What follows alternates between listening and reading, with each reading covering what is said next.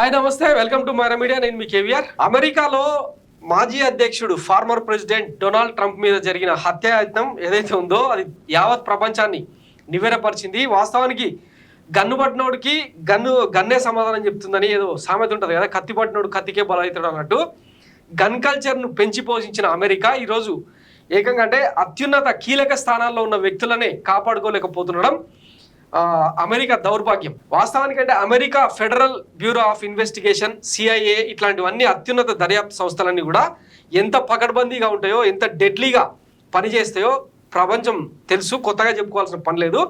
అట్లాంటి వ్యవస్థలో ఈ గన్ కల్చర్ ఏకంగా అంటే మాజీ ప్రెసిడెంట్ ప్రస్తుతం అంటే ప్రెసిడెంట్ రేస్లో ఉన్న డొనాల్డ్ ట్రంప్ మీద గురి పెట్టారంటేనే అసలు వ్యవస్థ ఎట్లా పనిచేస్తుంది, ఎటుపోతుంది అన్నది ఇప్పుడు ఆసక్తికరంగా మారింది. వాస్తవానికంటే వలస నేతల పాలనలో అమెరికా ఎంత సూపర్ పవర్గా ఎదిగిందో అందరికీ తెలిసిందే. అట్లాంటిది గతంలో అబ్రహం లింకన్, ఆ తర్వాత చాలామంది అధ్యక్షులు గన్ ఫైర్కు బలైనోళ్ళే. ఇప్పుడు తాజాగా ట్రంప్ బచాయించినట్టయిన కొన్ని ఘటనలు జాలిపడాలనా లేకపోతే ఆందోళన చెందాలనా అర్థం కావట్లేదు అనమాట. అమెరికా కామెడీలు జాలిపడాలా భయపడాలా? అమెరికా అనగానే ప్రపంచం అంతటికీ ఓ పాజిటివ్ ఫీలింగ్, పెద్ద దేశం అని, లా అండ్ ఆర్డర్ బలంగా ఉంటుందని, సంస్కారవంతులు ఎక్కువని. కానీ తాజాగా జరుగుతున్న సంఘటనలు చూస్తుంటే అవన్నీ కేవలం అపోహలేనని అర్థమవుతున్నాయి.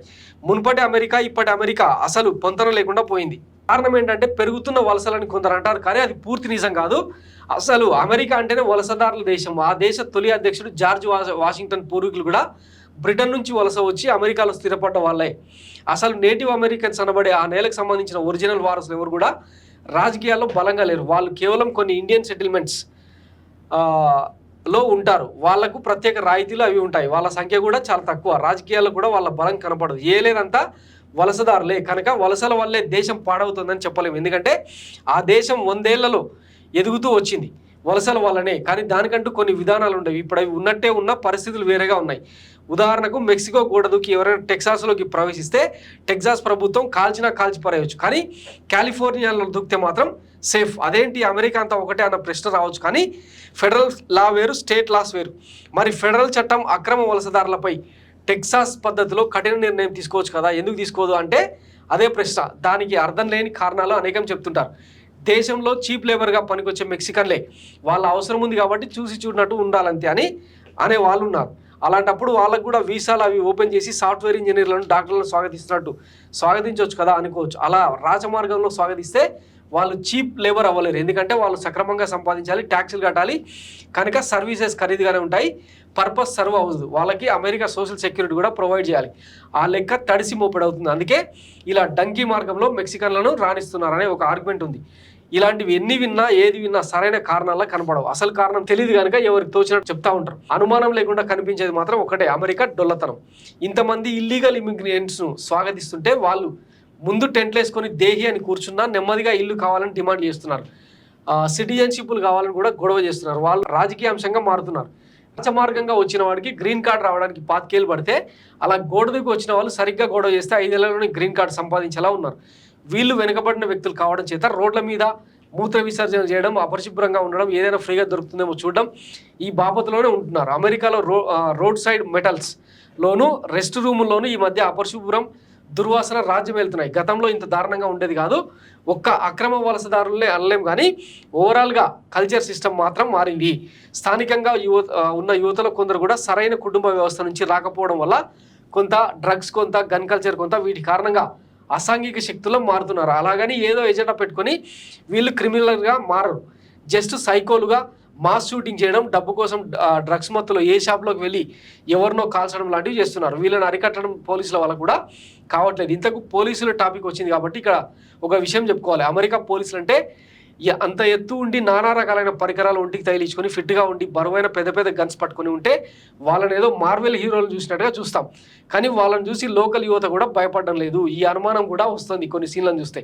తాజాగా మియామి జంట అయిన కొలంబియాలో మధ్య కోపా సాగర్ ఫైనల్ జరిగింది. అయితే మొదలవ్వాల్సిన దానికంటే 2 గంటలు ఆలస్యంగా మొదలైంది. దానికి కారణం ఏంటంటే జనం టికెట్ లేకుండా తండోపతండాలుగా స్టేడియం లోపలికి వచ్చేసారట. వాళ్ళని కంట్రోల్ చేయలేక పోలీసులు 3 చెరువులు నీళ్ళు తాగారట.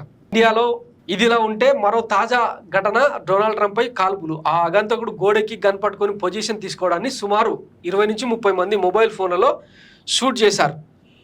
పోలీసుల్ని ఏజెంట్లను అలర్ట్ చేశారు కూడా. అయినప్పటికీ అతన్ని వెంటనే అదుపులోకి తీసుకోకపోవడం, కాల్చే వరకు చూద్దాం చూడడం హాస్యాస్పదం. పైగా ట్రంప్ను కాల్చాక అతన్ని కాల్చి చంపేశారు తప్ప పట్టుకుని ఇంట్రాగేట్ చేయలేదు. అతను ఒక్కడైనా వెనక ఎవరైనా ముఠా ఉన్నారా అనేది తెలుసుకునే మినిమం పని మొదలు పెట్టలేదు. 2 రోజులు ఆగి ఈ సీక్రెట్ ఏజెంట్లు కనుగొన్న పెద్ద రహస్యం ఏంటంటే ఆ కాల్చిన వాడి పేరు ఫలానా అని. ఇది వాళ్ళ తెలివి పనితనం. సో ఇట్లా నడుస్తుంది అనమాట అమెరికాలో రాజకీయం.